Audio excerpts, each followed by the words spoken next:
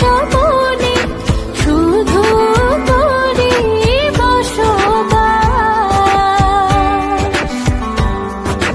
তোকে লিখে দিয়েছি মনের নীলাকাশ। ও তোর ছাড়া থাকা যায় না, ওরে আয় না কাছে আয় না, দূরে গেলে যাই যে পুরে কি শিহরণ।